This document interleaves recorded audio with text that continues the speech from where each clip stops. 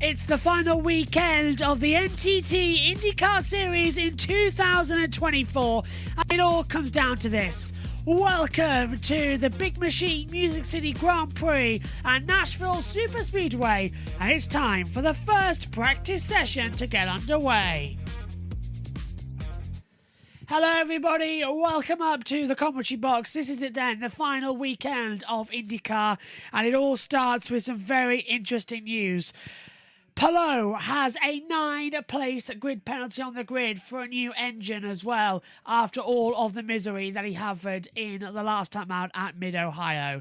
It's going to be a very interesting session. Let's cross over as the green light goes on to our commentators on INDYCAR Radio. This is the NTT INDYCAR Series. With live coverage of today's practice, this is the INDYCAR Radio Network. Tell you what, last couple of races have been a lot of fun. Well, the whole season's been a lot of fun, but how cool was it to be back at the historic Milwaukee Mile a couple of weeks ago? What a great weekend it was, and we're hoping for the same this weekend as the much-anticipated return to Nashville Superspeedway. Davey Hamilton, Mark Janes high atop the start-finish line. And Davey, I tell you, it's been a while since we've been here, but the place looks absolutely fabulous. It does. Looks like a brand-new facility. They have done a great job bringing it back, and we're excited for that. This is an outstanding facility, one that I feel should be on the schedule for years to come, because it is absolutely a great facility. Concrete, mile-and-a-quarter racetrack. It's got its challenges. There's a big bump down turn 3 and 4. It has. We'll see how the second groove comes in as far as rubber. Obviously, we got to know and grip up there. We got to know that. It's rained, and so it's pretty fresh right now. So all these cars getting out on track, by the way, 27 of them are going to be on track momentarily. Got an hour and a half practice this morning. Mark is going to get a lot of grip on this racetrack. We're going to learn a lot in this hour and a half session. How long's it been? Well, the first pole sitter here in 2001 was Greg Ray, and the podium for that race was Buddy Lazier, Billy Boat, and Jacques Lazier. How about that? How about a blast from the past? Yeah, that's really brings back a lot of memories. That's for sure.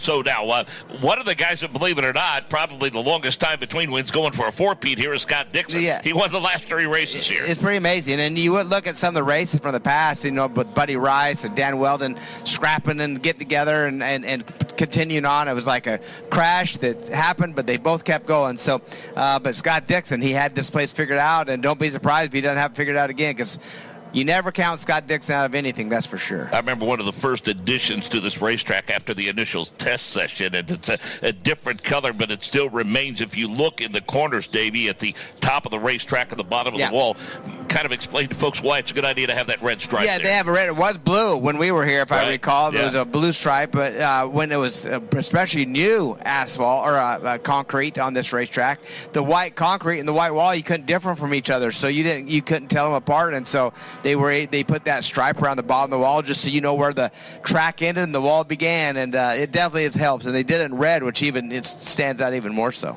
We are high atop the main straightaway right at the start-finish line. The front straight is 2,494 feet. The back straight, 2,203 feet in length. It's 55 feet wide, but can race wider than that, seemingly. The banking in the front stretch, 9 degrees, 6 degrees in the back, which is obviously flatter, and then 14 degrees of banking in the corner. This is a fast racetrack. Yeah, it is. And like I say, it is definitely a challenging racetrack. I mean, as far as being able to get a good feel for it, because it's bumpy. Just face it, whenever you get a concrete track, it's bumpy and the cars move around a lot. And so for these drivers to get a lot of confidence in the track and to get the speed there, it's a challenge. And these, for a mile and a quarter, it has tight corners, Mark. These straightaways are really pretty long, and when you get down the corner, you're turning a sharp radius even though the banking's there. And so we already seen this morning, Indy Next, they had 3 cars have little issues coming off of turn 4. One of them, Christian Brooks, he hit pretty darn good and tore that car up. But 3 of the Indy Next drivers already with issues this morning in contact. How different is the process of, quote-unquote, getting a track to grip up when it's concrete as opposed to asphalt? Yeah, so, I think it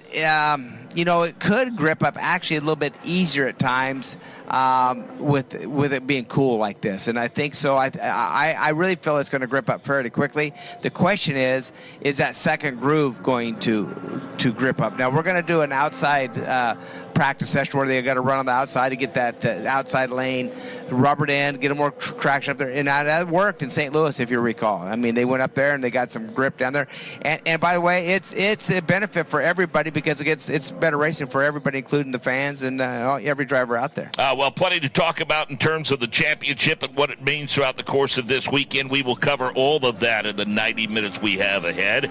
We're going to go pit side, check in with Jake Query, who will give us an update on the conditions. Jake, let's face it, we weren't optimistic at all about this day in particular, leading up to maybe midday yesterday, but Mother Nature is smiling on the Music City area so far, and you also have a special guest to kick off the session today. That's correct, Mark. The first order of business to get to the fact that it is 84 degrees is the track temperature. That's fairly representative of the ambient temperature of 77 degrees. And you had talked about the fact that we thought there was the possibility that some tropical storms, hurricanes that had come up through the Gulf area would eventually work its way here in to central Tennessee. But so far, that has kind of broken up and moved away. Now, that's not to say that the sky doesn't have the presentation that could happen, but the forecast says it will not, and the sun is out, so that's the good news. It is making things rather humid, 70% humidity right now, so the air is rather thick. Now, I don't know whether or not these are comfortable conditions for somebody if they are from New Zealand. I think actually we are entering into,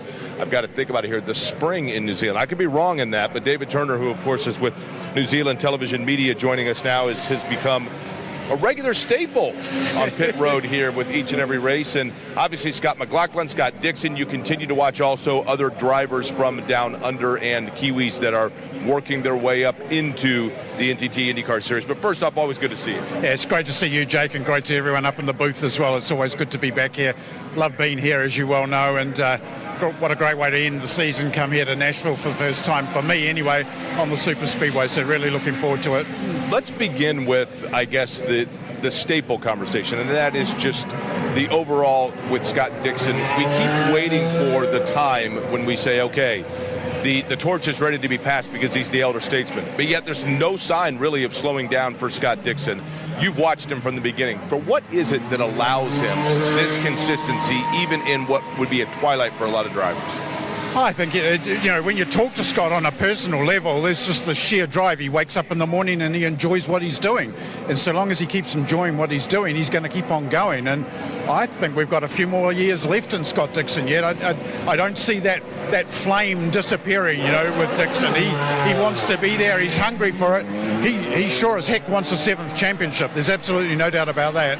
It seems to me with Scott McLaughlin, the other that you have seen obviously for a very long time, that things now are coming together for him. I think the first season that he was here, you saw where he was kind of learning here and there, and now that is well in the past. Scott McLaughlin does seem poised, I would say even next year, to be one of those that's going to be in championship contention throughout the course of the year. What have you seen in his maturation? I think what we've seen with McLaughlin this year is a level of maturity, overcame all those issues that they had way back in St. Pete, which seems like a long time ago now. He's put those behind him, and if not looking at that, he would have been a true championship contender. But he's performed on the ovals. He's won on an oval, so he knows an oval now. And I think that's very similar to what we saw in the early days of a Scott Dixon. We're seeing some similar things there. And he's very comfortable living here. Their first child's due soon. America's a way of life for him now. I think there's a lot more to come from Scott McLaughlin. We saw it in Australia, and there's just this level of confidence without being arrogant, but maturity in him as well as an IndyCar driver now. And that's a phenomenal thing from our point of view as a nation, because we know he's going to be in there giving it a goodbye. Let's face it, he's with one of the best teams in the game as well. Jake Query here at the Nashville Superspeedway as practice is underway for the race, which will take place tomorrow for the NTT IndyCar Series, talking with David Turner of the New Zealand Sports Media. And David, watching an oval here and the way and the roots of racing in New Zealand, I would imagine, obviously, for any driver that is wanting to come from that area to here, this has to be one of the true acclamations. Or am I incorrect in that, in the fact that ovals, not necessarily what would be represented for somebody coming through the ranks in New Zealand? Yeah, well, we don't have an oval track in New Zealand, full stop. The closest you're going to get is a dirt track speedway, and there's not many drivers that have come out of that. SVG's obviously an anomaly in NASCAR at the moment, but for a New Zealander to adapt to an oval is a big thing. And if you look, I took a lot of heart in the Milwaukee race to see how well Callum Hedge was doing in Indy Next, and it's a sign of the fact he'd never even seen an oval, until recently, and that's just that next step. Liam Skeets, who's been in USF Pro 2000 this year, same thing. So it's a big hurdle for those guys, let alone the financial burden coming here as well. But how long a hurdle is it? You've been watching this for a long time. When you see it, how many times does a driver have to be on an oval? How many years maybe even coming to one before they really do get the real feel for it? As a human, I wouldn't know, what that driver goes through. But I think the drivers that you guys are seeing up here in the States on a full-time basis, they're gifted in their own right, and they have that special something. And hopefully through what we're doing with the academy, we produce a few more. Let's check in with Mark real quick. Mark, I just heard a noise here behind me in turn number 4. I believe it may be Nolan Siegel that has made contact. That's correct, Jake. Davey Hamilton, we saw this kind of rear its head in the Indy Next practice session, and it looks very, very familiar. Yeah, right there, Nolan Siegel he ran 5 laps. He was P4 on the scoring chart at a 25.1. Not much quicker, just about 3/4 of a second faster than Indy Next right now, but don't know if it was a bump or what, but that turn 4, it's definitely catching a lot of people out, and now it's 3 in Indy Next and now 1 in INDYCAR. Pretty good contact. We're going to see a replay of it right here. He hit that bump, and you can tell the bump because they have it marked. It's painted down there, and when he hit that, the back of the car just came around, and pretty heavy contact down there in turn 4. All right, so far to this point, Alex Palou is fastest. We're looking at 196.830 for Alex Palou, Kirkwood, Daly, Siegel, Simpson, Legg, Fittipaldi, Lundgaard, Newgarden, and Rasmussen, the fastest 10. Then Award, Ferrucci, VK, Grosjean, Rossi, McLaughlin, and Power. 17 of the 27 cars have taken laps early on in this 90-minute session. Put the wraps on our guest pit side with Jake Query now. So, David, let's go back to just the conversation that we were having just about New Zealand in general, drivers acclimating to the ovals. And you had mentioned Callum Hedge, who has done a nice job in Indy Next. So the state of motorsport in New Zealand, and in particular, trying to get more drivers up here. Well, I think the first thing is the Toyota Racing Series that we have over our summer months, so January, February, has encouraged a lot of North American people to come our way, but equally it's proven to our guys that they can come up here and that they are equal to the people up here. So we're seeing those guys, just probably dig that little bit deeper and go, yeah, well, you know what, we're going to go to the US and we're going to give it a go. And Callum Hedge is very much an example of that. Liam Skeets is an example of that. And hopefully those guys go through. Hunter McElrea was a great example of that as well. So, it's good for us considering how far we're away. And New Zealand does a lot of those things quite differently to Australia. And I've talked to Will Power about this on multiple occasions. And, Australia has a very strong motorsport culture, just as we do, but we tend to be coming in this direction these days, and that's, from our point of view, that's a great thing. And I know you're coming up for an election here in the US, and there could be an election in New Zealand soon, and I put my hand in the ring to be the CEO of Motorsport New Zealand hopefully in the coming years. So if there's a chance, vote Turner in 2025. I like that. All right, we'll take hats and bumper stickers, right? And we'll go ahead and see what we can do to make you the CEO of Motorsport New Zealand. And you got it figured out. I can tell you this much. Your decision making is clearly on point because you spend your summers with us, then you go back home for the summers there once it gets cold here. So we wish you the best of luck. Yeah, no, thanks very much. I've given it a lot of thought and put my hat in the ring, and hopefully we can come good with it, because I believe that there's something that I can contribute to the sport at home and encourage more drivers to do what we're seeing here this weekend as well.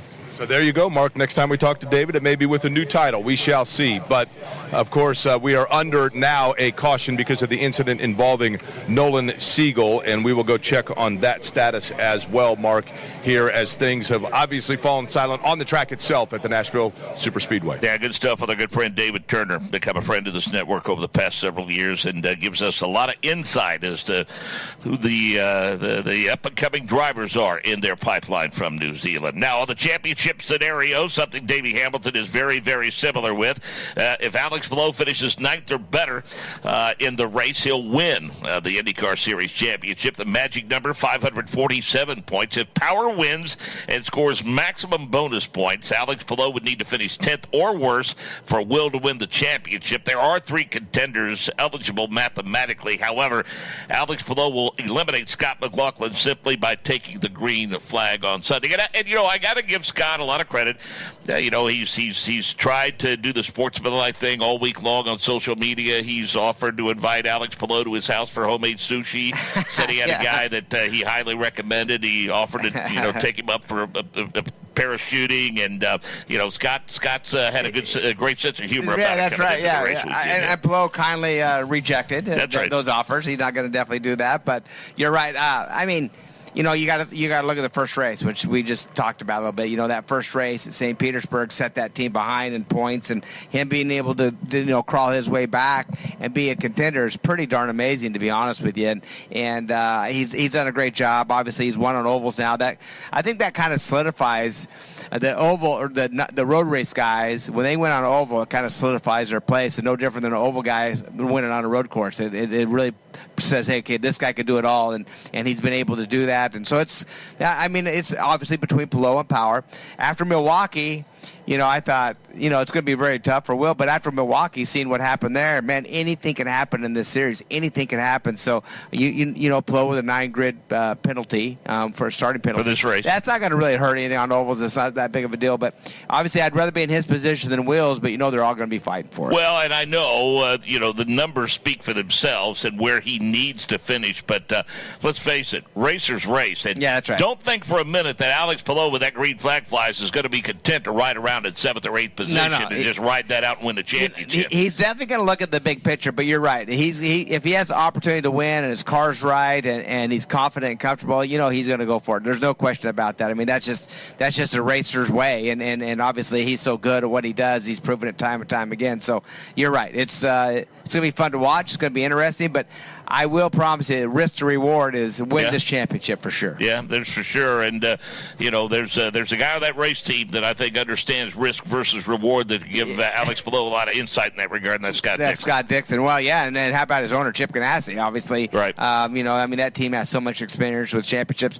Scott, wanted to go for his 7th. And I look at Scott, and he has so much more in him. I mean, as far as years to go, there's no question that he's going to do this a long time. As long as he's having fun and he's competitive, I know he's going to stay in, and he's shown nothing to slow down. And I expect him to be fighting for that 7th championship, and he could have done it this year. You go back to a few races like Mid-Ohio where he didn't get a go on that very first lap. He had some issues with the hybrid system, and whatever went on there, I'm not exactly sure. I shouldn't even say the hybrid system, but something happened, took him out on that first. Like, he didn't get started, runs basically last in that race, and you can take a few of those away. A few of the bad luck races for Scott, he'd be in contention as well. The team later confirmed that it was an issue with the battery. There you go. Yeah. So, I don't know, Davey, the last time I saw a race in that second half of the doubleheader at Milwaukee that had the wild swings of momentum and the way the pendulum swung between Palou and power spin and everything else that happened in that race. I mean, it was a crazy, crazy finish to a spectacular weekend at the Milwaukee Mile. Two great days with two great storylines. I mean, you got Ugo Zollinger's best finish ever with Connor Daly. I mean, he drove the wheels off that car, and then unfortunately the next day he had issues and didn't finish. I think he finished near last. So, I mean, just the storylines were incredible. And then obviously the Palou Power thing came up the next day. And then you think, oh, well, Power's going to leave here leading this race, potentially, or leading the points after this race. Then all of a sudden he spins. And what a great race. What a great facility. We've been there many times. Obviously, that place has quite a history. And to go back there and it's a doubleheader, I mean, it shouldn't have disappointed anybody. I loved it. Jake Query is taking the walk to the turn 4 end of the pit lane, and that gives him a bird's eye view of, Jake, what looks to be some repairs that were necessitated to that safer barrier because of the most recent impact by Nolan Siegel. And the bird's eye view told me that the birds of a feather were flocking together because the vast majority of the AMR safety team, as well as team members from around this racetrack, had accumulated in the area where that bump exists between turns 3 and 4. They took a look at that, but then the focus, as most of them retreated back, just simply is on that safer barrier and making sure that it is good to go. We are now at the point where there are just 3 of the AMR safety crew vehicles that are in that area. So, Mark, I think they also went ahead and swept through and have up there getting off any of the marbles that may have accumulated. Of course, we haven't had a lot of rubber that would have laid down a lot on the outside line, but they do have the sweeper up there in case that needs to be addressed. But at this point, I think it's safe to say that the safer barrier, simply to make sure that it was not compromised or not in need of replacement, is the holdup at this point, and that is the thing that they are paying attention to, and then it shouldn't be too much longer, one would think or hope, that we will be back here to this practice session for the IndyCar Series. Series. I want to thank all of you for listening to us today at the track and on Sirius XM IndyCar Nation Channel 218. If you want more IndyCar radio, check out our website for links to our podcast, talent bios, broadcast schedules, and more. Go to IndyCarRadio.com. And in terms of the driver shuffling and driver announcements, a huge one this week that I think was really well received. Deal finally got done for Larry Foyt and A.J. Foyt and A.J. Foyt Racing, and Santino Ferrucci is poised to team with David Lucas. I think I talked to Larry actually the other day, and what a strong team they're going to have. I mean, pretty amazing. They got two young lions like that just knocking on the door already to be winners and champions, and with that alliance with Penske, that team has really came to fruition, and I think Larry's done just an outstanding job. I mean, AJ doesn't come to the races, all of them anymore. He goes to the 500, but I mean, this is Larry's baby, and he's a principal of that team, and I think doing an outstanding job. He's got good people put together. Also told me that, this what shocks me, that there's a chance that both cars, maybe the 14 car right now is based out of Houston, the 41 is based out of Indianapolis. They're in Speedway, Indiana, right by the track. He said, pretty good chance that both cars are going to go to Indianapolis and be based out of there. And I go, that little shocked me, because AJ loves going to that shop. And I mean, there's sure Jack Starn and Craig Baranowski, and I know, there's Didier Pat. I mean, there's so many guys at Grodny that have roots down there, and they're Texans, and so to move that team to Indy, I know is a challenge, but it looks like that's going to happen as well. And Larry's doing all he can to make that team a championship contending, a race winning team, and I think they got the drivers in line to do that. Time to give him a lot of credit for that, because it's been a long time coming, and he's not rushed it. It's been a methodical approach. There's probably been times when people are, well, what are they thinking? What are they doing? How can they continue to do this? But I don't think there's any question, and I think everyone would agree, especially Larry Foyt, that the one thing that I think really caused them to turn the corner and get themselves into contention was the technical alliance that they established with Team Penske. Yeah, that's right. Absolutely, no question about that. And another thing you got to remember with the Foyt Racing team, I mean, AJ, obviously we don't need to talk about his history and what a superstar he is and what he's became and what racing has done for him in his life. But this last 5, 6, 7 years, it's been a situation where AJ, Larry, and that family have funding, had to put a lot of funding into that team out of their own pocket. It's they haven't had the corporate sponsorships that they need to run these cars, and so that's a huge commitment for a family to be able to do that. And they've been doing it. They've been saying, hey, we're IndyCar racers, we're going to do it. And now hopefully with these two gunslinger drivers and with where they're going with that Penske Alliance, as you just said, that they're going to be a championship contending team, and let's just hope that they get both those cars funded properly, and where the corporate side comes on. And by the way, AJ Foyt is one of the best guys in the world to hang out with, talk about some great stories the way it used to be. He is the man now. Like I say, he doesn't come to all of them, but we're always thinking about him, asking about him, and he's as he said, if he would have known he's going to live this long, he would have taken better care of himself. But I don't think that would have been. He would have been still A.J. Foyt and does what he does. Oftentimes these technical alliances, people are under the mistaken impression that only the recipient of that benefits from it, but it's a mutually beneficial situation. We'll talk about that more in a minute. We want to welcome in multi-talented broadcasters from right here in the Volunteer State. Does a lot of college and has done high school sports. You name it, he's done it, and he's with us here. We welcome in Jake Rose. I appreciate the welcome, Mark. I'm here with Nolan Siegel at the IndyCar Medical Center. Nolan, lost it a little bit coming out of 3 and 4. Did that bump come out and get you? I'll have to look and see exactly what happened. I don't know, but it felt really strong up until then, and just building up some speed and hit the bump and spun, and kind of came out of nowhere from my perspective. So not exactly sure, but I'll look into it and make sure it doesn't happen again. Qualifying just a couple of hours away. Has the team gotten to you at all and let you know if the car will be ready in time? And if so, how do you reset from that? No, I haven't heard anything, but I have full confidence in the 6 crew and everyone at Arrow McLaren. We've got the best people in the business working on it, and we're going to have a fast race car. We'll still have a chance this weekend. It's just definitely not how I wanted to start the weekend off. Thank you, Nolan. Glad you're okay. Thanks. That's Nolan Siegel, driver of the number 6, the rookie. Thank you very much, Jake. Appreciate that. And again, Davey Hamilton, you can tell the dejection in that young man's voice because he knows regardless his crew has a lot of work to do. Yeah, and it's a situation where, that bump, we've seen it, especially in the in-car cameras, that, the steering wheel takes a big hit over that bump, and just as soon as they go over it, the back end comes around. So you got to get your balance right over that bump. It's never fun to do that. Like I say, this early in the session with qualifying coming up here early afternoon, it doesn't make it easy on these teams to, first of all, get the car fixed, but second of all, to get confidence built back up with that driver, just to go out and lay a couple laps down for qualifying. So, like I said, every team here is best in the business. I mean, that's why they're here. These teams have great mechanics.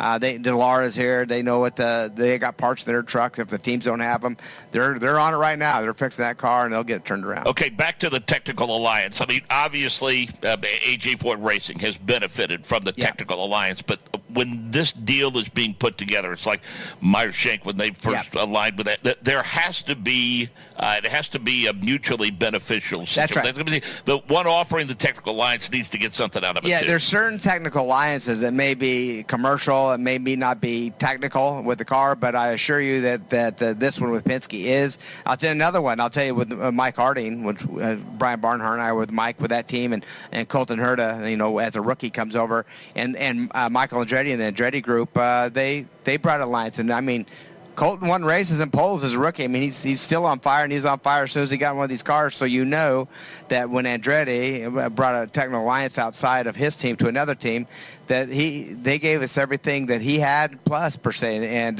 Colton was able to, obviously get his first wins with that underfunded team, by really underfunded. And then you go to Meyer Shank. They went to Meyer Shank. They've won races over on that side as well, including the Indy 500.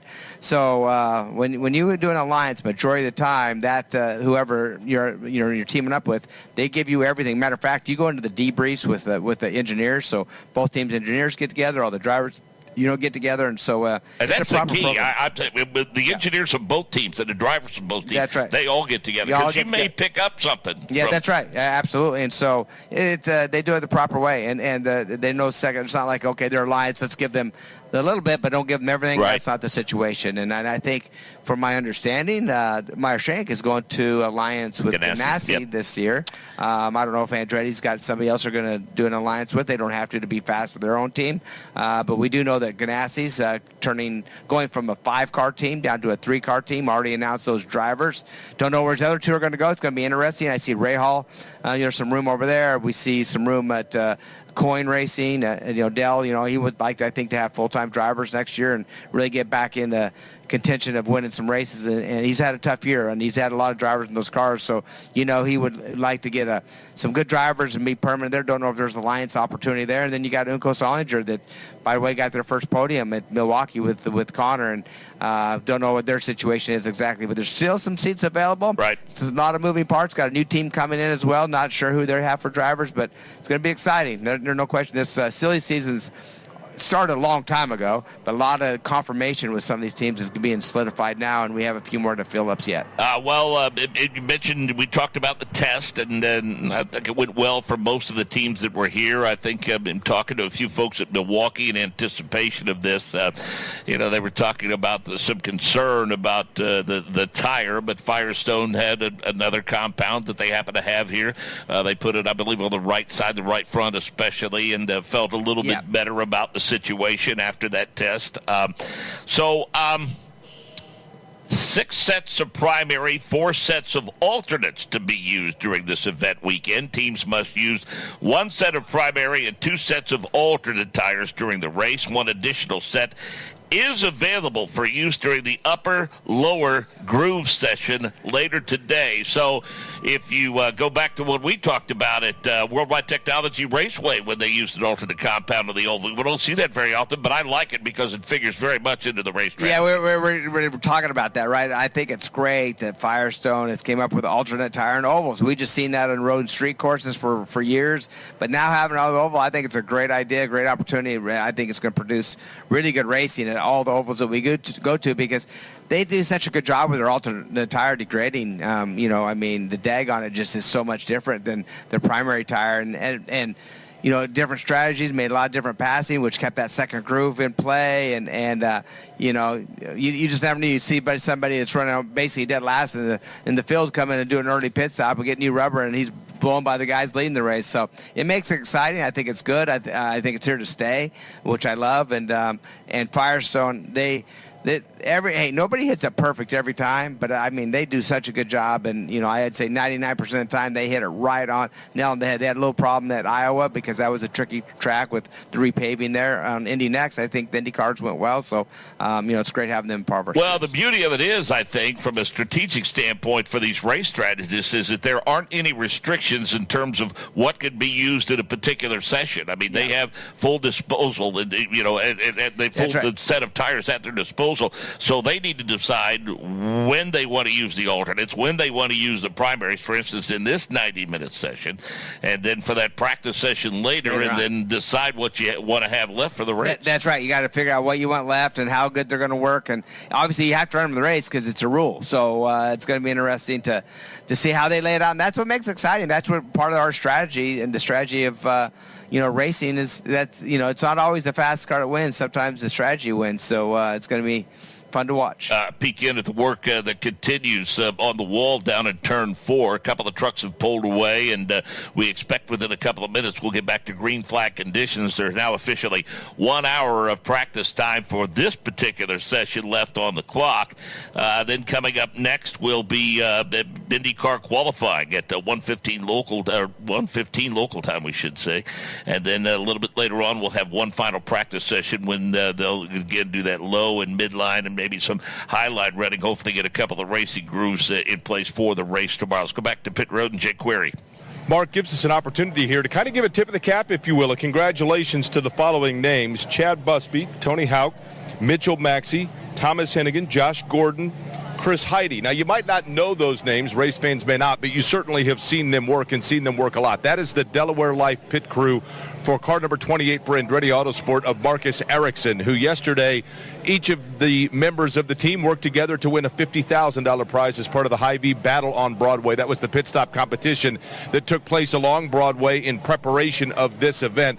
Of course, in an attempt to try to get some of the folks that are here for celebratory purposes, maybe outside of racing in Nashville, to suddenly get eyes on Indy cars, and that exactly is what took place. A big crowd was there to watch. They saw Marcus Ericsson's team defeat Scott Dixon in the finals. It was a best 2 out of 3, and Ericsson won the first 2 rounds of those. So he won it in a clean sweep, if you will, in the finals. But for a team that has been a little bit snake bit this year, oftentimes by luck that really was at no fault of their own, finally something kind of goes the way of that team for Marcus Ericsson and Andretti Autosport. So nice job for those guys and gals working on that team to pick up $50,000 yesterday to kick things off for the weekend here in Nashville. And again, Jake, just if you would, expand a little bit on the overall vibe along Broadway where that competition was held. I know you had access to a lot of the drivers that were down there, even drivers there that weren't part of the competition. You and the legend, former Indy 500 Series champion Tony Kanaan and DJ Clark handled the festivities. I thought it was a great event, a great way to kick off the weekend in downtown Nashville. Well, it goes without saying that you automatically have that vibe when you are on Broadway in Nashville with so many people that descend upon what has really become one of the epicenter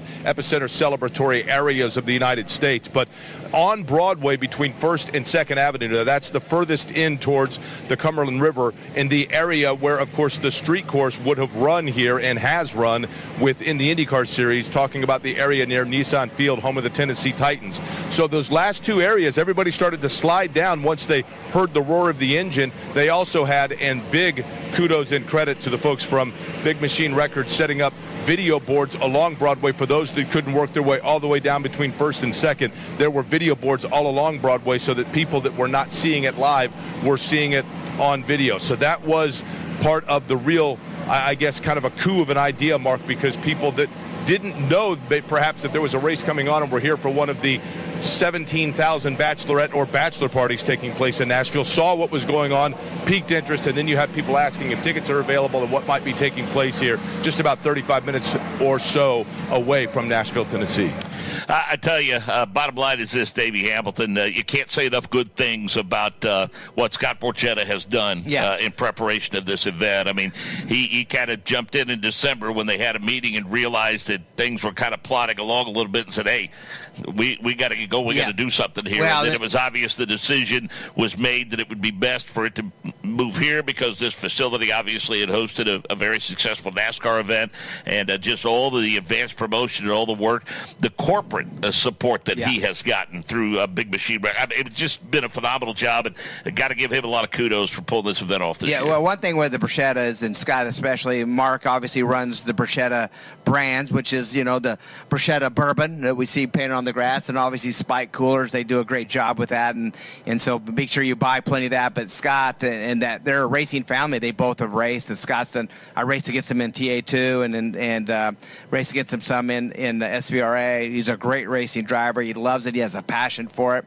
And him being able, he now owns this marketing group. He is the Nashville Grand Prix guy, and he's put the proper people together. Like you said, that's going to happen downtown, so they got a fantastic speedway out here. Comes and makes a decision to bring it out this way, and so we thank him. I mean, obviously, it's not an easy task, and just what he's been able to do. It's always good to have people with passion for motorsports that know it inside out, and now being a promoter is a completely different thing, but him stepping up and having his really kind of first one is remarkable, and they've done a great job. You can follow him on social media on X at Music City GP, and same on Instagram and same on Facebook. And I can tell you, if you want to know what's going on and where connected to this entire event, if you follow them on one of those or all of those social media platforms, you'll find out there's some really cool events both here at the racetrack and in downtown Nashville. You know what? The race isn't there anymore, but he still takes the race back downtown and make sure the fans see what he has going on out here and see what they have the opportunity to come and watch. And I think it's going to be a fantastic race. I think it's great for the fans if they haven't been out here before to do that. And like I say, when you have a guy like Scott Borchetta that really needs to step up and do this is not an inexpensive thing. It takes a lot of money, it takes a lot of effort and work and behind the scenes that we don't know about. And so we know his brands. And so, like I say, try to support Mark as much as you can, because you support him, he helps support the motorsports community. Well, we're looking down to turn 4, and we see most of the trucks have left. And I think, Davey, it looks like there's a sweeper, one lone sweeper right up against that outside retaining wall that's, kind of cleaning up things in that area and getting ready to go back to green. Yeah, and what happens with the safer barrier, that's actually still a barrier between the foam and the concrete wall. And so sometimes the rear end, the back of the car looks like it's an attenuator, and the gearbox actually went through and pierced that metal, and you want that to be smooth in case somebody hits it again. So what they basically do, Mark, is they got steel plates. They're ready. They have welders on those trucks. They put those steel plates on. They weld it on, make sure it's smooth and good and ready to go, make sure all the barriers properly replaced behind it. So it takes just a little bit of time, but they do it right just in case somebody else wants to hit it again. Back to Jake Rose. Just checked in with the strategist for the number 15 on Graham Rahall's car, Derek Davidson, and I asked, with losing a half hour of practice time, do you guys kind of have to hit fast forward a little bit on this practice session and dial that car in a little bit quicker? And how quickly do you guys have to get on the reds? And he said it's going to have to be a lot faster than we initially anticipated, because the big curveball this weekend, as you guys have mentioned, are these alternate red tires. And quite frankly, none of the teams that we've talked to this morning are sure what these tires are going to be able to do. So maybe look to see some of these teams get on the red tires a little bit quicker than we thought this morning in practice. Yeah, you and I have had the discussion time and time again in these 90-minute practice sessions, Davey. I mean, a lot of teams take that wait-and-see approach, and they're doing it to sometimes manage those tires. But boy, I just there's just an unknown like this. I mean, you've lost all of this track time. I don't know if you recall, but when the qualifying, teams used to wait around. They gave too much time for qualifying. They wait around, and the reason they wait is because they want the track to be as good as it could possibly be, meaning as much rubber down as you can get on it and just as much grip as it has in the track. Well, a lot of people wait around, and all of a sudden an instant what happened then, they didn't get their full time in, and it would put some really fast guys towards the back. So, you got to try to play the strategy. You want to be as fast as you can, but in this situation, it's you have an hour and a half, and most of these teams are going to really take advantage of that, but it's going to be cut short. Right now, we have 51 minutes basically left, and there is a sweeper truck on the front straightaway. I assume he's going to pull off here momentarily. They just said 3 minutes. When that green flag flies on this session, you look at our timer and it says, you've got 90 minutes. You think, man, that's a ton of track time. And now all of a sudden, it basically boils down to you're going to have 45-minute practice session. 45-minute, and then go right into qualifying. And that's right. We just talked about the red compound, softer compound tires, the alternates. They're going to have to try those out as well. And so it's going to be interesting. I mean, hey, these are professional teams. They know what they're going to do. There's a few teams that did test here. They did do a tire test here. Not all teams were here, but I assume those teams are going to have a little bit of an advantage just knowing this track. Those drivers a little more confident out here. But when that green comes out this time, you'll see every single car leaving pit lane. Yeah, because up until this point, there's 9 cars that haven't turned a lap yet. Yeah, haven't turned a lap yet. That's right, exactly. Some of the numbers for you as it pertains to the championship. This first time this track has ever hosted the finale. Tony Kanaan in 2004 and Scott Dix in 2008, the only drivers to win in Nashville and claim the championship in the same season.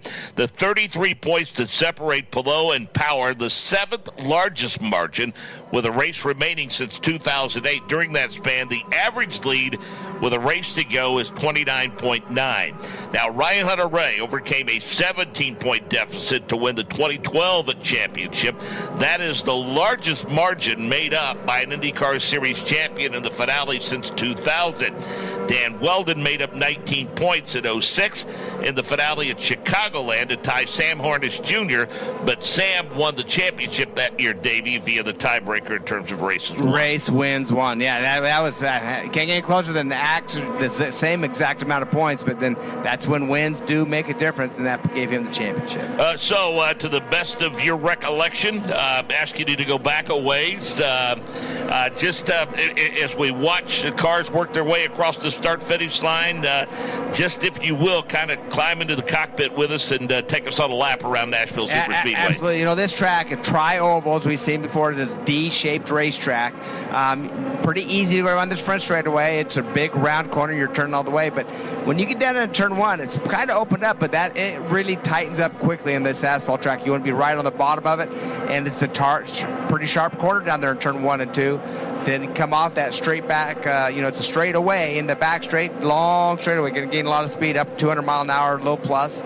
And then when you go down to turn 3, usually pretty easy because it's easier to exit. But with that bump down there, Mark, right in the middle of it, it's catching guys out. That's going to be the challenge as you come back on this front straightaway. How many racetracks have we been to where the first bump that develops and the most noticeable bump that sticks around for a while is always right at the tunnel? At the tunnel, man. You just can't make them go away. They're always there. Seems like these tracks try so hard to go, and whether they grind them down or they build them up, whichever the case may be, and try to fix them. Most of the time, that bump still rears its ugly head over time, and that's just what's happened down there in turn 3. And 4. I hadn't been here in so long that I was trying to recollect, and I actually got on, and checked out the overhead maps and stuff to remind myself where that tunnel was, because I couldn't remember exactly where that infield access was. No, it takes a while. Matter of fact, as we talked earlier, just off air, is behind us. You see a bunch of Amazon warehousing and behind this racetrack, and originally that was going to be drag strips and more race courses back there. Unfortunately, that didn't happen, but still, great view, super clean racetrack. It's exciting to be out here. And I think, look at all the trees, the green, you see hills in the background. It's pretty picturesque. Yeah, this is on the verge of being spectacular in terms of the setting with the fall colors not too far around the corner. We're a long way away from that today, and I am astounded as I look up and I see some blue skies, the white clouds. Yeah. I mean, this time yesterday we didn't think this was going to happen. Well, I would look at the weather. I said, well, it shows a washout Thursday, Friday, Saturdays, maybe Sunday. There's a chance, but not a good one. And so Thursday we got here, no rain. Yesterday, basically no rain. I mean, at night just a little bit. Today, it looks great so far, and it just looks better. So we were very fortunate that hurricane that unfortunately some of the people in the United States had to endure. It's gone west of us, so we're allowed to. Looks like we're going to be in good shape to get this event in. 22 of the 27 have cleared the timing and scoring loop. Alex Palou continues as the fastest. He has turned a lap at 196.830 miles per hour. Kyle Kirkwood second fastest. Connor Daly is third. Nolan Siegel had been fourth fastest before heavy damage to the race car with that contact in turn 4. Kiffin Simpson fifth fastest, and Catherine Legg, Fittipaldi, Newgarden, Lundgaard, Rasmussen, Award, Ferrucci, VK, Roman Grosjean 14th fastest, 15th is Rossi, 16th McLaughlin, 17th Power, 18th Dixon, 19th Turner, 20th Robb. Now, from the drivers that are getting ready to turn laps but haven't yet: Herta, Robb, Erickson, Rahal, Rosenquist, Harvey, Malukas, Armstrong, and Lundquist. We haven't seen them clear the timing and scoring loop yet, but most of them, if not all of them, have now been out on the racetrack, and we have a new driver in P1 now, Davey. Alexander Rossi pedaling a little faster at 197.293. I actually just had my eyes on that white, orange, and black car Rossi last time by. Watched him go through 3 and 4. Looked like no issues whatsoever. His teammate, obviously, Nolan, hit that bump and got a little bit loose, but Rossi's car seems to be solid through there as he's going to come in pit lane this time by. Connor Daly with a pretty solid weekend for the folks at Juncos Holliger Racing, Davey. I mean, bottom line is this, they're in a battle for the leader circle money, and I think with his performance over the weekend, he's pretty well locked up that spot for the 78 machine and that $1 million that goes along with it. Yeah, there's still a battle for that position with Stingray Robb, I think, and I think Juncos has a car in there, Ed Carpenter as well with Christian. There's still a fight to make sure you're in that, but right now that definitely helped that car of the 78 car of Juncos Hollinger. Well, it's Fittipaldi, and basically it's Fittipaldi, it's Robb, and I think it's the 20 machine of Ed Carpenter Racing. That's the ones that are battling That's out right. for it. They're going to be ones battling out for it. That's right. You're right. Yep, there you go. So top 5 are now Rossi, Palou, Rosenquist, Lundquist, and McLaughlin. And again, we should mention that Alex Palou is one of those that has that 9-position grid penalty, Davey. So Alex Palou would like nothing better than to secure the pole here for the race and kind of minimize that damage. That's right.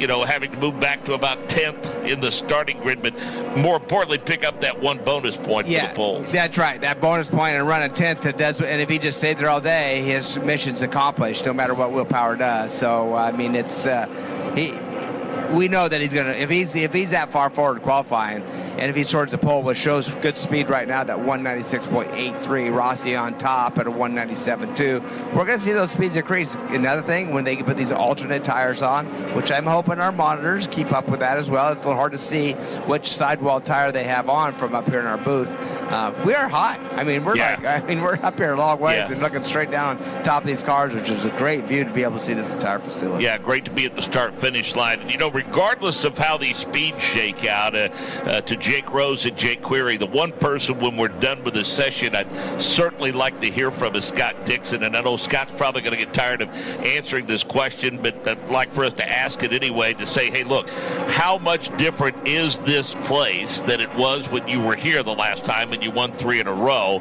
And how much of that is the fact that the track's changed, or how much is that the fact, as you well know, this is a vastly different race car than we had in 2008? There's a lot that have changed. Obviously, the track's changed some, not a lot, I would guess. That's probably the closest things to stay the same. But this car, a completely different race car, different teams, different setups. Just you go about things, just differently. But obviously, and you probably forgot what it was like to even drive around here. I mean, I've been to tracks that we've go to once a year, and it's like it takes you a little bit to get back on track and to really feel this track. And bumps are going to be in a different place. So we see one of the cars go over the bump right now. Matter of fact, that's VK, and you can watch his hands and watch that car go over that bump, and you can really see it move around, can't you? I mean, it really upsets that car. Maybe anxious for that.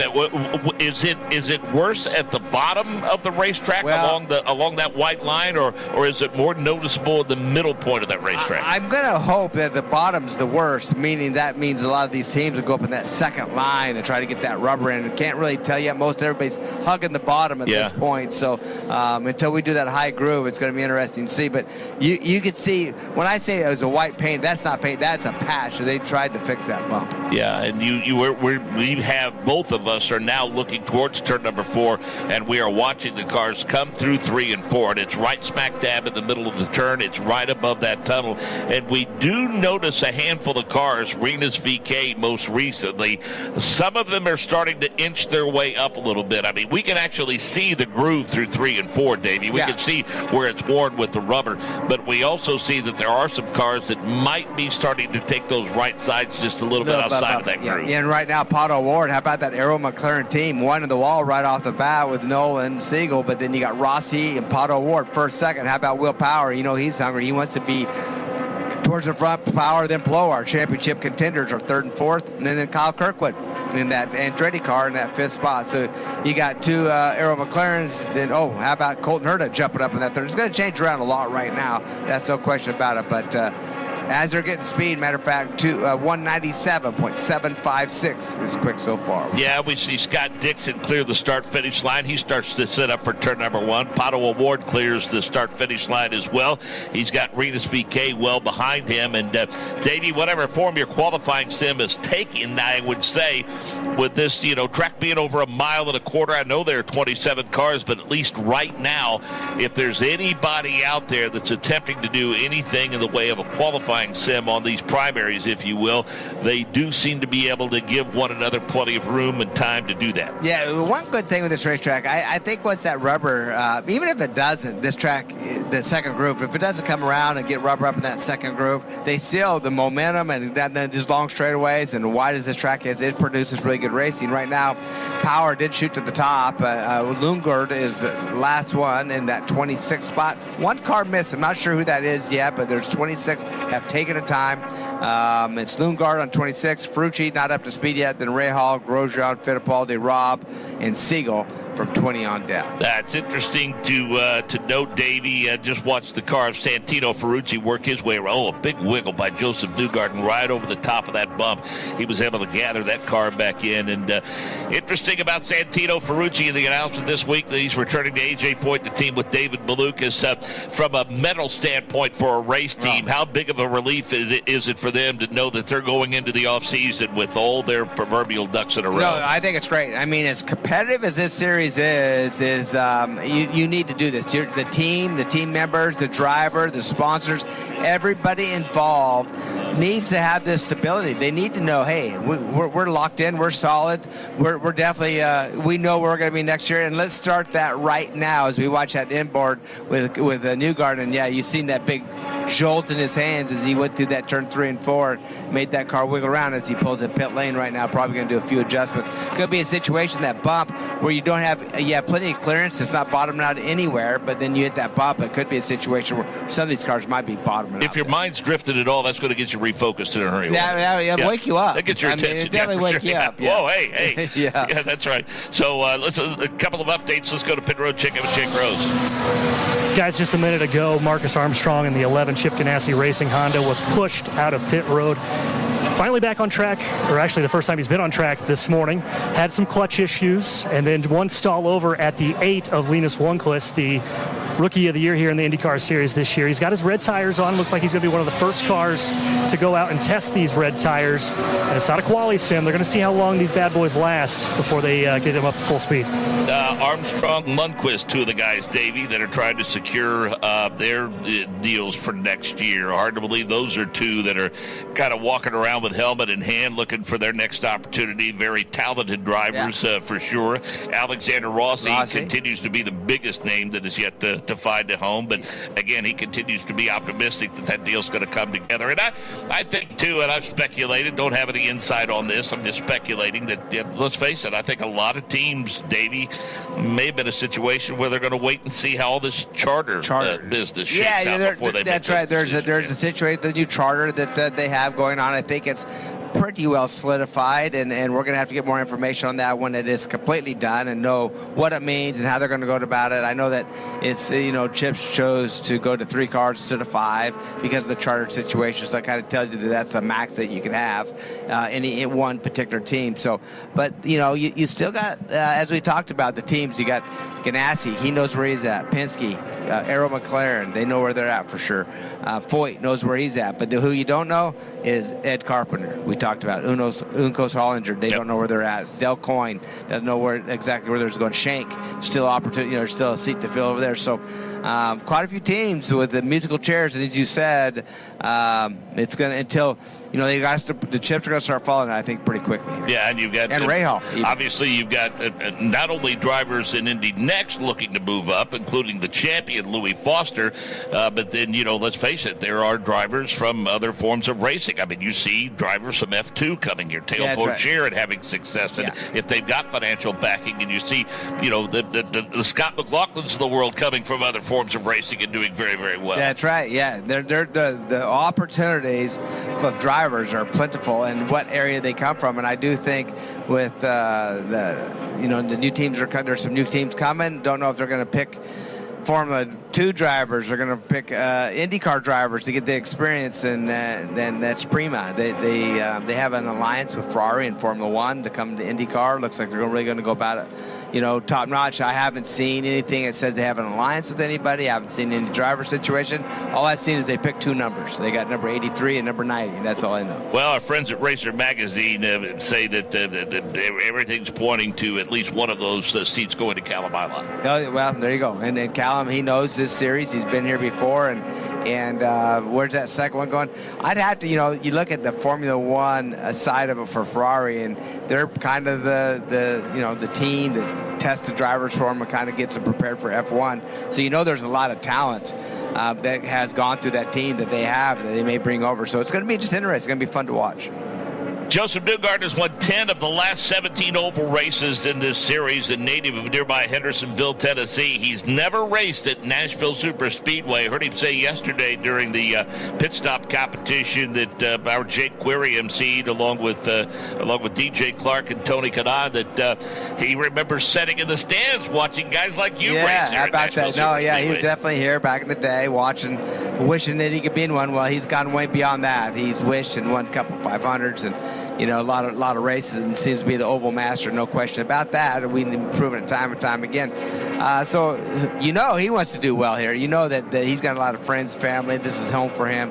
That he wants to try to finish his season off with a win. He knows his future, so that's a positive thing. And we'll see if he can get it done. Right now on the timing scoring chart, as we've seen him get a little loose down there. I don't see, where's he even at on there, Mark? Let me see. Newgarden is, I gotta go to the second page. He's 18th quickest. The Power is your fastest at 197.7. Let's see, 197 for Will Power, 7.56. Then O'Ward, then Herta, then Rossi, then Palou through 5th. Dixon, Kirkwood, Rosenquist, McLaughlin, and Armstrong through 10th. 11th is Rasmussen. 12th is Lundquist. 13th is Erickson. 14th, Connor Daly. 15th, Giffen Simpson. Then VK, Malukas, Newgarden, Ferrucci, and Harvey through 20th. Legg, Siegel, Robb, Fittipaldi, Grosjean, Rahal, and Christian Lundgaard through 27th. We mentioned Scott Dixon is going for the 4-peat here over a span of 10 or more years. He, Will Power, Graham Rahal, the only drivers who have previous starts here at this track. Dixon has 6, the most of all drivers. He's the only one who's led laps here. He's led an unbelievable 247 laps in 6 starts. He's getting ready, by the way, to make his 339th consecutive start, extending his record and streak. So there are some interesting numbers, and that's a lot of drivers with little to no experience here in Nashville. Yeah, that's right. And we back to some teams just kind of guessing what's going to happen next year. We haven't heard anything about Fittipaldi and that Rahal, Letterman, Lanigan. We know that Lundgaard has disappeared. There could be 2 seats available over there at that camp eventually, or potentially, I should say. But right now, one thing with that Rahal team, they've always had good race cars. I mean, very seldom are the race cars out pretty good. It's the qualifying cars that they seem to struggle with. It looks like the same right now. Fittipaldi, the fastest, 24th, and Rahal 25th, and Lundgaard 27th. So just still that Rahal team, and what a great team. They're good guys. I know those guys they got good engineers, they got good mechanics, they got an outstanding shop there in Zionsville. They do everything right, but whatever's missing right now for that team, and it's not the drivers, I can promise you, because they're all running the same speed, is finding some early on speed in practices and qualifying. Well, you go back a year ago when they had their struggles at the Indianapolis Motor Speedway, and Graham missed the race and eventually got back in it. But it was at that time that they said they needed to do essentially a total reset, but it needed to come in 2 stages. They need to do a total reset for the month of May, and they need to do a total reset on the season as a whole. And I think the fact that those results a year later did not come as quickly as some hoped, and I'm paraphrasing here, but I believe that was one of Lundgaard's reasons for moving on. Yeah. You know, that he felt like that the change or whatever needed to be done. He didn't discount the effort that was made. Yeah. He was mainly concerned about the fact that hasn't had it, the fruits of their labor had not come to fruition. The effort's there, as you said. The effort's there. The people are there, but it just hasn't matched up with speed. So that's one thing I think it's just going to have to continue to work on. I know they're working hard on it. It's not like they're just resting and sitting around there. I mean, they're working very hard on that. But Lundgaard, when you have an opportunity to go to a team like Arrow McLaren, I mean, it's hard to say no. Well, got to congratulate our friends at Chevrolet for the 3rd consecutive year, Davey. They won the NTT IndyCar Series Manufacturers Championship. That marks the 9th time Chevrolet has captured the coveted award since its return to IndyCar competition in 2012. And hats off to Mark Royce and Jen Campbell and all of the folks that become good friends of ours for a healthy competition all year long. And again, while certainly, you want to win the Indy 500, you want to win the championship. And as competitive as they are with Honda, I think the thing that impresses me the most about them as organizations is the effort that they undertook with IndyCar and everyone else involved in developing this hybrid and that whole process. Yeah. I mean, these are guys who love beating one another, guys and gals that love beating one another. But boy, they put the greater good front and center and worked together on the development of this hybrid. Yeah, they sure did. And they still got issues with it, so it's not over yet. They're still working together with this hybrid to make sure it's doing exactly what it's supposed to be doing. You've heard negatives, you've heard positives, you heard a lot of things about it, but I have to say, when it came, as you just said, to those 2 manufacturers to join together to make it happen and put the betterment of the sport in front of everything other than their personal, goals is pretty amazing. And now Chevrolet obviously won the 2 things that you want to do every year is you want to win the Indy 500 and you want to win the championship in whichever order. And unfortunately, this year it didn't work out for Honda. It worked out for Chevrolet again, 2nd year in a row. They have less than half of the total car count, so they maximized their points throughout the course of the season. And, of course, Mark Royce and all the folks at Chevrolet wanted to extend a big thank you to Team Penske, Earl McLaren, Ed Carpenter, A.J. Foyt, Juncos Holliger. And want to congratulate the teams and drivers, and thanks to IndyCar for providing an incredibly competitive series. We'll get the folks from Chevrolet on at some point this weekend and allow them to bask in the glow of victory, if you will.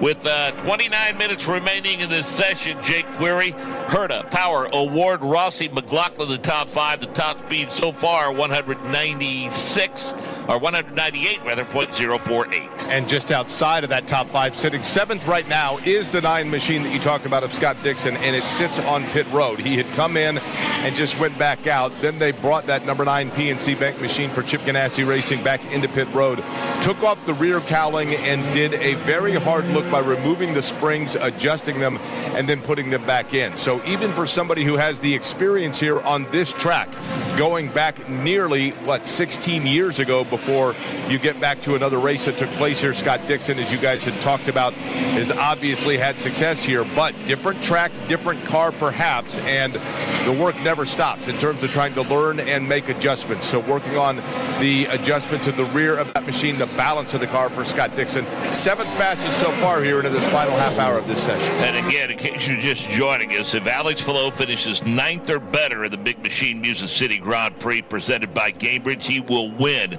the series championship. The magic number, 547 points. Now, if Will Power wins and scores the maximum bonus points, for instance, leading the most laps and securing pole, Alex Palou would need to finish 10th or worse for Will Power to win the championship. While Scott McLaughlin continues to be in contention, he will be eliminated if Palou simply takes the green flag.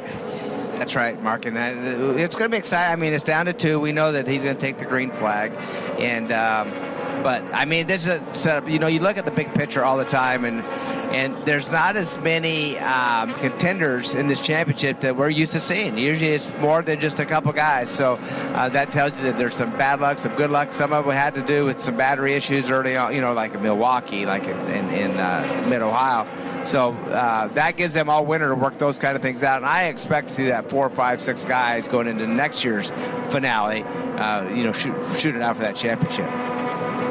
Nashville Superspeedway, Andretti, no stranger, Davey. He racked up 2 wins here with Tony Kanaan in 2004, Dario Franchitti in 2005. They've had 4 podium finishes, 8 top 5s, and 388 laps led. But most notably, though, the current lineup has never raced here. The current never raced here, but that doesn't bother Colton Herta. He says, you know what, he's been fast last half this season, been a contender in every race, has had some good podiums, had a win.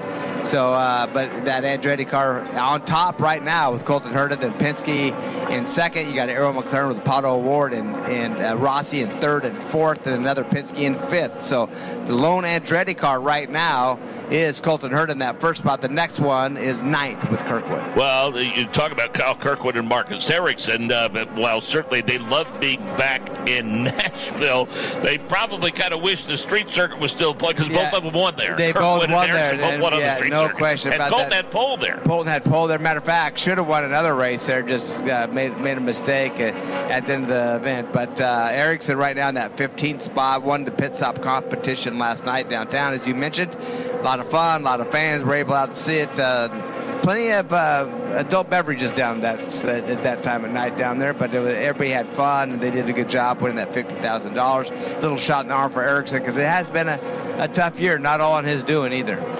I should make mention that we go back to Milwaukee and Colton Herta, the success that he had there over the course of that weekend, Davey. Believe it or not, his first ever oval podium happened at Milwaukee. Oh, I didn't realize that. Yeah. Okay, That's crazy. There you go. Yeah, I didn't realize that because he could win them at any time. We know that, and he led that race. Then we thought that could have it in under control, but then McLaughlin said he had something other to say about that. Good race number 2 overall for the folks at Andretti Global. And I know their chief operating officer, Rob Edwards, said, when you combine the momentum that we were able to glean out of a successful weekend at Milwaukee and the fact that they were part of 2 tests here at Nashville Superspeedway, Andretti feels pretty good about their package coming into this race weekend. They do feel good. And, that then he next here, which helps him even on the IndyCar side, just kind of knowing what goes on. And ironically, when the test was here, they only had each team was here, but with a driver, and you'd think that would be Newgarden, but it wasn't. I think Power was the one to come here and test for Penske that time, so I'm sure Newgarden was what here. Does Newgarden know about ovals? Yeah, that's Why would right. you bring him?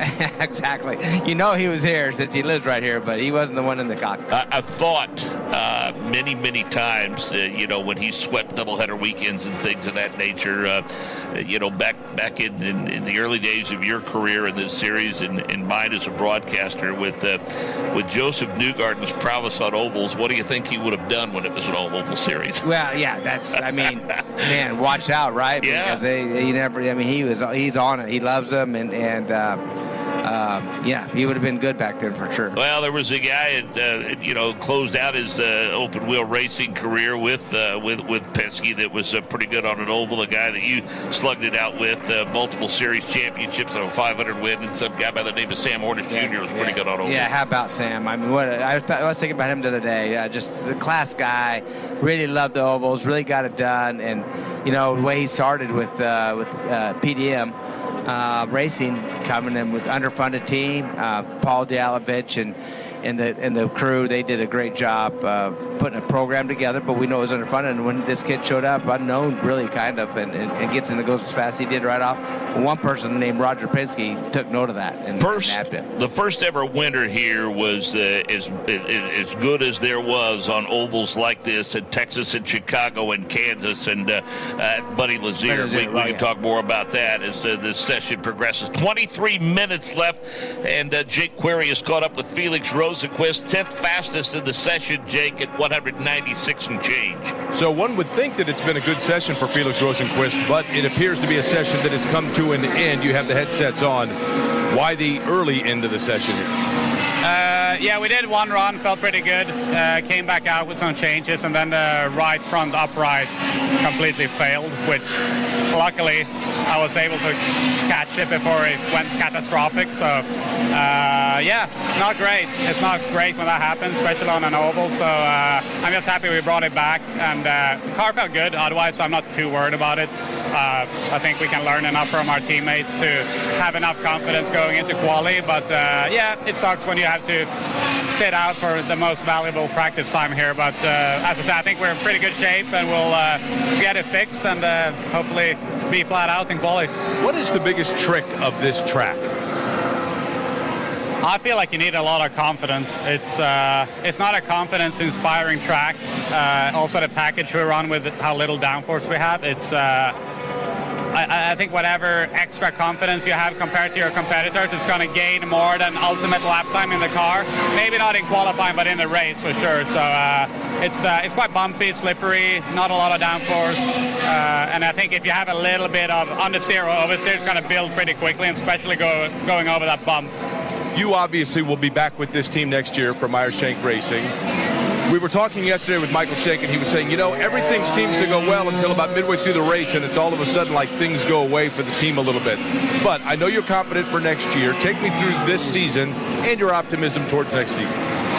No, I think he's right. We've been, I think, one of the better performers in qualifying in the whole field.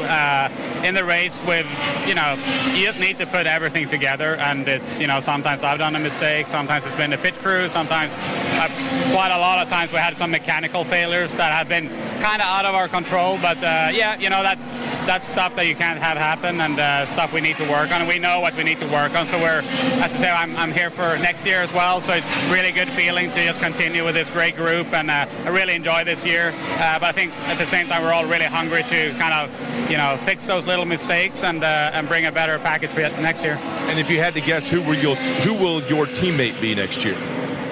Ricky Bobby. It was a heck of an attempt on behalf. That is impressive. Yeah, no, I don't know. It's I think in the next couple of weeks you'll probably know. All right, we appreciate it. If we see a Wonder Bread paint scheme, we'll know that Felix Rosenquist's pretty darn smart, Mark. Yeah, that's good stuff. I bet he knows, but I understand why he can't say. It's a pretty good idea anyway. And to his point, Davey, an average starting position of 9.8 for Felix Rosenquist with an average finish of 13. Yeah, that's the difference, right? I mean, as he said, probably the strongest qualifiers in the whole series this year. I mean, he's put some poles, he's always up front, but the race just has fallen apart, like he said, in multiple different things, whether he made a small mistake or they had an issue in the pits or a mechanical. It's taken him out of that finish rate that he wants, and you always want to be in the top 10 of both those. He's led 27 races and has one win. Yeah, that's right. I mean, that tells a lot there, right? Yeah. So he's still learning, still just got to minimize the mistakes, minimize on all sides, and just, focus towards the end of the race. Make sure that your brain can stay healthy and focused at the end of the race like it is at the first. Well, flirting with 200 miles an hour. Alex Palou at 199.240. Award at 198.351. Colton Herta, 198.048. Will Power at 197.756. Simpson, as things continue to turn over. It goes Palou, Award, Dixon, Herta, Power in the top 5. Will at 197.756. Then Simpson, Rossi, McLaughlin. Then Armstrong, then Kirkwood, 10th fastest. Rosenquist, Rob, Daly, Grosjean, and Christian Rasmussen in the car this weekend. Fred Carpenter Racing to wrap up the season. Then VK, Lundqvist, Ericsson. Newgarden is 19th fastest. Fittipaldi 20th. Ferrucci 21st. Malukas 22nd. Harvey 23rd. Catherine Legg 24th. Nolan Siegel 25th. Ray Hall 26th. And Christian Lundgaard is 27th. To Jake Rose. Here with Marcus Armstrong. Marcus, just 16 laps during this practice. What was going on with your car early?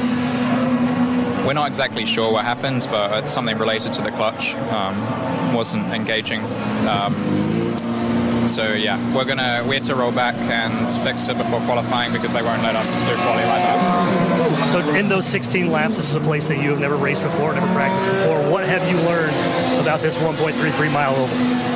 Yeah, I don't have a lot to say at the moment. I mean, I just did a couple of quali runs. There's obviously a bump in the last corner, and the rest of it's fairly straightforward, but it will become more complicated as the weekend progresses, I'm sure. Okay, this is the last race of the year. Do you have a timeline of when you might know where you will be racing next season? You'll be the first to know, my friend. Appreciate it. It's Marcus Armstrong. Oh, these guys and their jokes. Yeah. So, and that's got Jake. You got to be pleased. I mean, your first time with us, and he said you will be the first to know. So yeah, how about that? Yeah. Right? So we'll see. I mean, I haven't really heard on Armstrong. I mean, obviously he's got a lot of talent, and right now he's 9th in the session. Seems like he's getting more confidence, race in, race out, and you'd like to think he's going to land somewhere, but it's a good question. Where is he going to land? Well, I think that he has shown, especially this season, that his progress has been amazing, and not to belabor a point, Davey, but to go back to when he finished qualifying at Worldwide Technology Raceway, and he said, hey, I'm pretty happy with what I've done. This is only the 17th lap I've ever turned at this place, right, yeah. So that was impressive in its own right, and I think that he's raced everyone clean. I think he's been very competitive, and I know that I've heard the comments that Mike Hull with Ganassi Racing has made about Marcus Armstrong and his abilities, and so I think that I think he'll find a home in this series. I really do. Yeah, I do too. I think he will. I think he has the talent, the desire. Hey, he's a great kid. I mean, and to be able to come in here and take on all these guys is not that easy. It's to come from a different country and learning the American ways, that come to ovals. There's a lot of news for him. And as a matter of fact, they got a picture with Linus Lundqvist. That's the other driver. Don't know exactly. Rookie of the year from Sweden. Doesn't know. We haven't heard. Let's say we haven't heard. You just think about this right now. You talk about an overabundance of riches for Ganassi Racing. Yeah. I mean, going back to 3 cars next year, and the 2 guys that they're making available,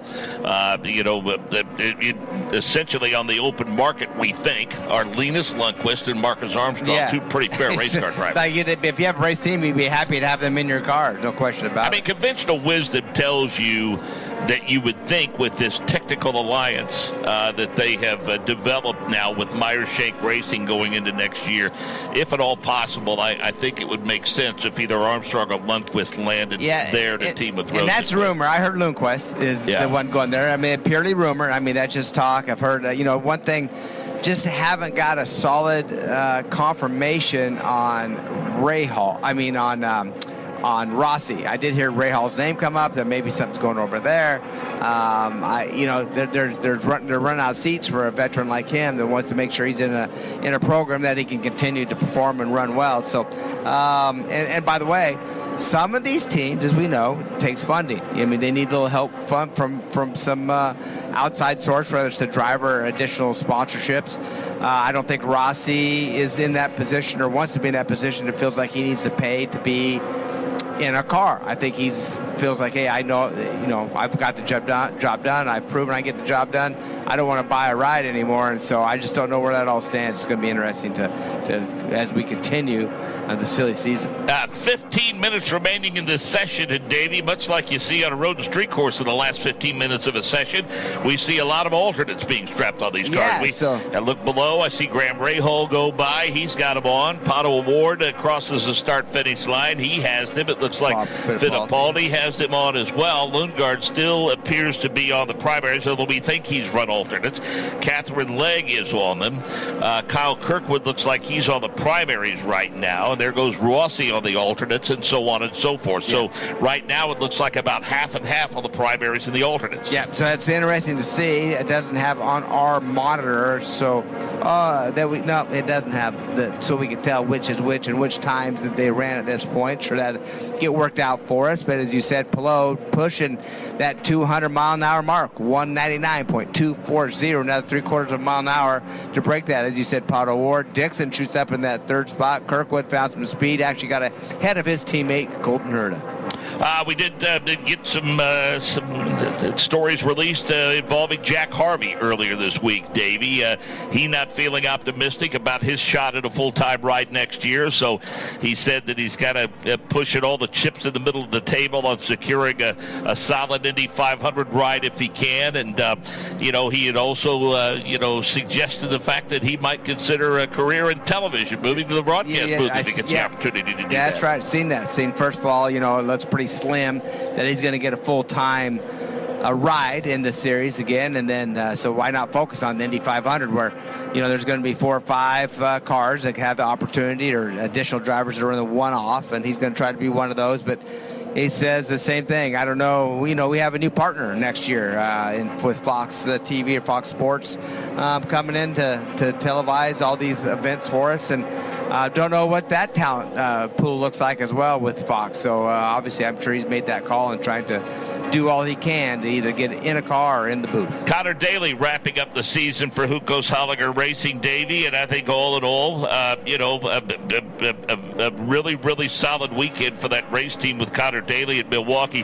Had some issues that were not of his doing that resulted in a 17th place finish in race number 2. But, when you've got drivers and competitors running up to you at the end of a race and you finish on the podium, that shows the kind of respect that Connor Daly has earned in the paddock, when among the first to him was Will Power to congratulate him on his podium. And when you seen Will, that was so genuine. It was like he won the race. Right. I mean, Will was acting like he just won that race, and that was great to see. I mean, the confidence and that instilled in Connor, and Connor said how special that was for somebody like Will Power to come up and be that excited for him to be up on that podium. I thought it was great. And hey, hands off to Will. I mean, that like I said, he was so excited. I mean, truly, and I think everybody in the paddock was good. You remember back in the day when Dale Earnhardt Sr. finally won the Daytona 500 and how excited all the other teams were for him to be able to win that. That was kind of what we've seen with Connor. Scott Dixon reacclimated himself to Nashville Super Speedway, Davey, with 11 minutes remaining in the session. He has bumped it up to 199.847 miles per hour. Yeah, we're going to keep an eye on that car. See if he's still there. Colton Herta not on the blacks. He's still on the on the primaries, and looking right now, there goes Simpson by. Not sure what tire that Scott had on that car, but I'm going to assume it is the red, softer compound tire. I'm anxious to see what the balance change may be on the alternate tire. I know that balance changes quite often on the street road courses, but on the oval, it's going to be interesting if the balance does change. Jake Query.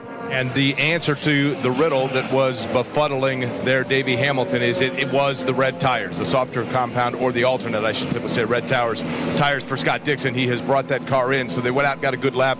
Talked about balance, Davey. You're on point there because they really worked on those rear springs for several minutes before they sent him out for a couple of circuits, then sent him out on the reds. They are now assessing and looking over just how badly they may have scuffed in terms of looking over and marking those tires, getting a good idea as to how much degradation may have taken place on those red tires. But that was the tire Scott Dixon was on when he went fastest here at the conclusion, or towards the conclusion, I should say, of this session. If you make adjustments on those shocks and springs to handle that bump in between turn 3 and 4, does that mean you might be giving up some handling at the other end of the racetrack? Potentially, yes, absolutely. I mean, it could be a situation where you want that back of that car stuck. So when you hit that bump, you want the car to either do nothing or create a small understeer. Doing that, it may create a bit more understeer down at the other end, down in turn 1 and 2. But these teams, they work it out to where these dampers are just amazing nowadays as Plo goes by his teammate.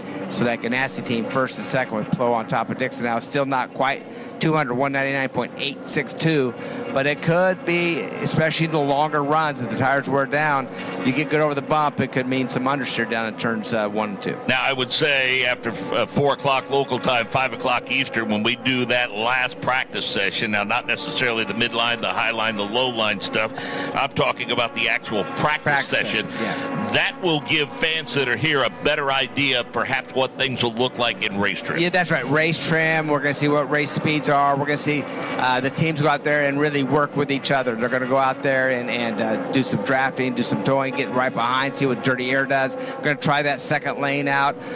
It's going to be interesting to see. I do think with these alternate tires, degradation is going to be pretty interesting, and they're going to fall off quicker. So that means when you get the corner, you have to pass. So hopefully that second line stays clean, and they do 2-lane racing around here. And so far, we've gotten a couple of views at trackside. It doesn't appear as though, of course, things will change when we get into the race. As I recall, Davey, we will have issues with marbles high up on the racetrack when we get about halfway through this race. I mean, the tire deck and the marbles that come off, they really get to that high side and could affect that racing groove a bit. That's right. They absolutely could. But one good thing that the series always does in these tracks, especially on the ovals, is the second the yellow may come out, they go sweep that outside. And another thing with it, it's going to be interesting to see how this concrete, what the marbles look like. Sometimes they're big chunks, which is not good. That gets in your tires. But sometimes it's really fine, and where it kind of blows off, that's better yet. So it's going to be interesting to see how the marbles accumulate down in these corners on that second, third groove. Back to Jake Query. And Davey, this will be an interesting thing to look out for here, because Scott Dixon just went back out. They did not make any adjustments in terms of the balance of that number 9 PNC Bank machine, but they did immediately take off those red tires and put back on a set of already worn in scuffed black tires. So we'll see what that might do in terms of the lap speeds. Perhaps that gives us an indication as to the difference once you change those tires over the course of an outing here. Yeah, and I see it's already pulled back in. That was actually a fast out and in already. So it's going to be interesting. Then you're right. You got to try to keep your balance, because you can't do a spring change when you change your tires. So you have to find that good balance between the alternates and the primaries on these ovals without having to do spring and shock change. Just maybe a little bit of a nose wing adjustment, and that's about it. Well, we talked about the driver developments for next year. I think all along the goal was to hopefully make it a 2-year plan, and that came to fruition earlier this week with the announcement that Kyle Larson will return to the Indianapolis Motor Speedway next May with the same race team, Hendrick Motorsports and Arrow McLaren, Jeff Gordon, Rick Hendrick, and all of the principals involved in that from Arrow McLaren in that announcement at Charlotte Motor Speedway. Our good friend Doug Rice able to MC that, and it's going to be interesting to see how it all unfolds. But one thing is for sure, there won't be any issues in terms of what their focus will be. I mean, Rick Hendrick made it very, very clear that the focus obviously is on winning the Indianapolis 500, but that Kyle Larson will be in Charlotte for the entirety of the Coca-Cola 600. A contingency plan is already in place, and as we mentioned, Jake Query downtown Nashville last evening, hosting that pit stop competition with Tony Kanaan. And Jake, let's face it, TK may figure probably into those plans with Arrow McLaren and Kyle Larson. It was very interesting, Mark, because I was asking Tony Kanaan just about the fact that as somebody who watches over the pit stop competition as we were and now wears the headsets as he does for Arrow McLaren, how much he misses being in the cockpit of the car. And he said that his friends Scott Dixon, Dario Franchitti have often ribbed him about how many times he went through the rehearsal of retirement before, in fact, he got out of the car permanently. And he said, Jake, at that point is when I knew that I was never going to be able to completely just solve that. I was always going to miss being in a cockpit, but I had to simply know when the time was there. And then he paused and said, now, I do have the opportunity, of course, next year. And I mentioned and said the situation with Kyle Larson, and he said, it is true that I've been listed as a backup driver, but absolutely every single intention will be to get Kyle Larson in that car up until the final second, where there would have to be a decision otherwise. And at that point, and only at that point, would I perhaps get in. But all intent and focus, of course, is on Kyle Larson. And Kanaan essentially said, let's hope that situation doesn't present itself. That would be the one where you guys can talk about the fact that I'm going to race, but the reality is that by all account, it's going to be Kyle Larson in every single effort possible to get him into that car. Unless, of course, as we talked about, Mark, knock on wood, things come into play like Mother Nature or other factors. But there was no doubt about the fact that Tony Kanaan misses being in the car, but now is at peace with, content with the new role that he has within the race. Well, Davey, I mentioned the fact our good friend Doug Rice, soon to retire as the anchor president of Performance Racing Network. When he and I talked about this situation, one of the things that he said that he felt like gave Kyle including his talent, obviously. He's a generational talent. But one of the things that benefited Kyle Larson was that this is the first time that someone has done the double to where their NASCAR team was wholly invested and fully involved in that process like Hendrick Motorsports. Yeah, that's right. And fully invested in it. And then he made it very clear that they're fully invested, and that's why priority is the Coca-Cola 600. Sure. So if the rain came again, there's no question Kyle would have got out of the car. He would have headed to Charlotte, to where he made the priority, the Indy 500. That was probably something that wasn't talked about until it happened last year. So another thing, Kyle Larson is going to go back to the Indianapolis Motor Speedway in May as a winner at the Indianapolis Motor Speedway, being able to win his in the NASCAR race there. So maybe going there with a little more confidence. Although he showed okay the 500. He showed plenty of speed. He showed what it took. He made a couple mistakes that he admitted. He spun the tires, missed a gear. He did a few little things off that put himself towards the back, but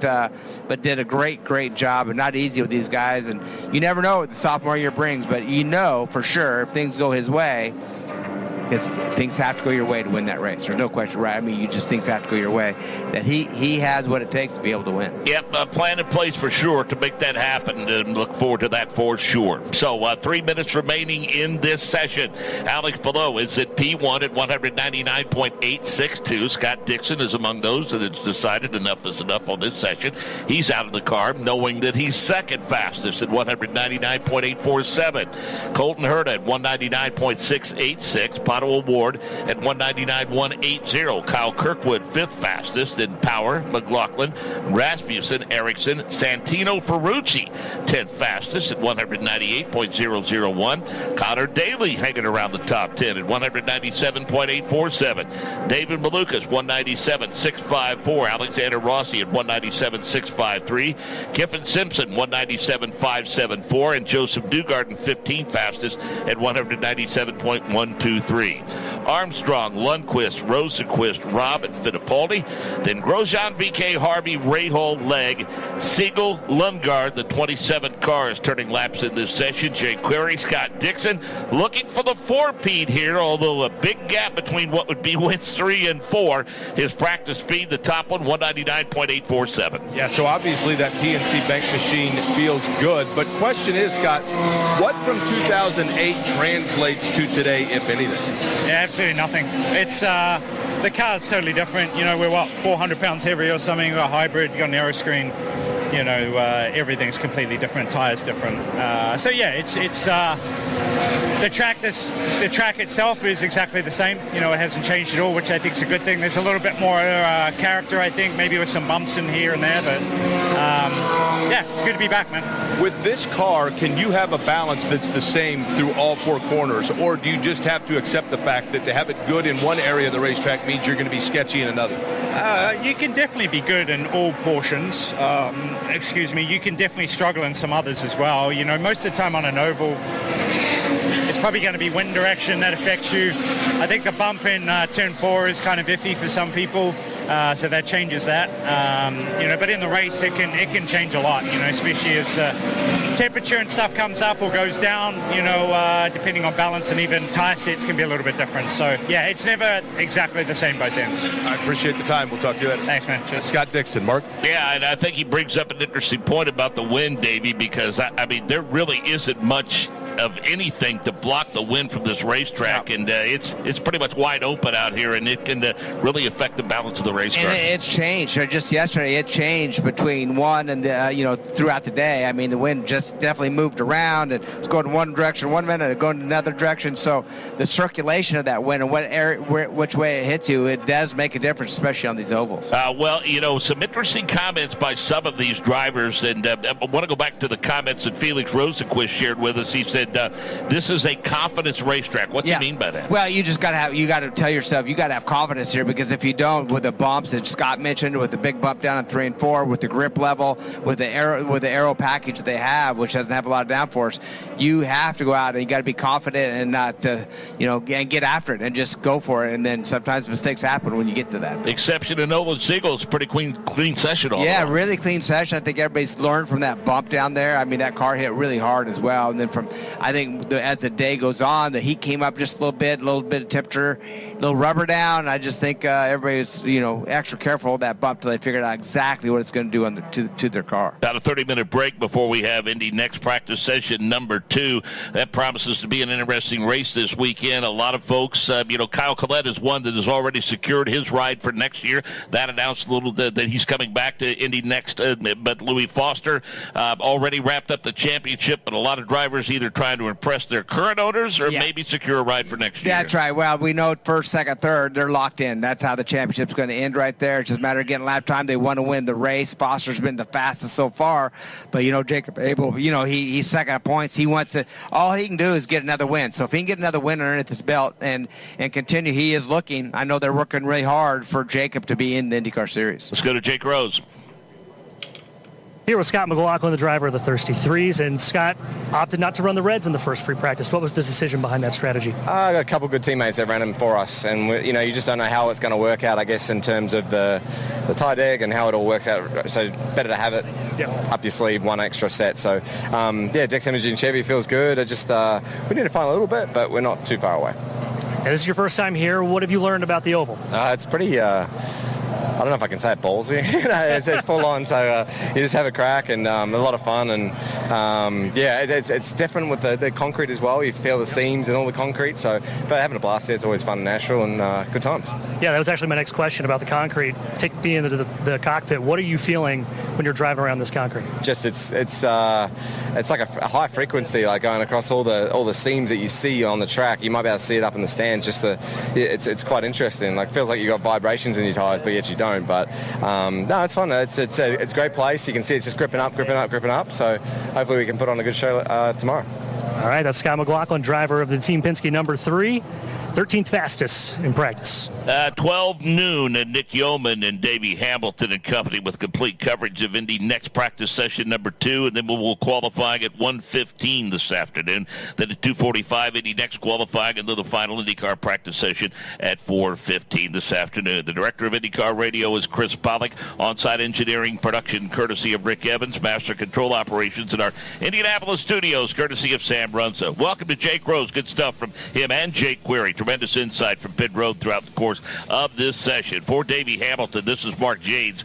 So long for now from the Big Machine Music City Grand Prix. Well, thanks to the team over there then as well, IndyCar Radio, for all their action as well. What a session. Alex Palou from Scott Dixon and Colton Herter, your top 3. There is so much more to look forward to. Qualifying coming your way at 7:15 British Summer Time. Myself and Josh T will be calling all of the action from qualifying. It's going to be a classic. We're into the final weekend then here of IndyCar. Palou may have a 9th place grid penalty, but he's proving he's one of the fastest. Nothing is unstoppable here at the magnificent Nashville Superspeedway. We'll see you soon for qualifying. Take care. Bye-bye.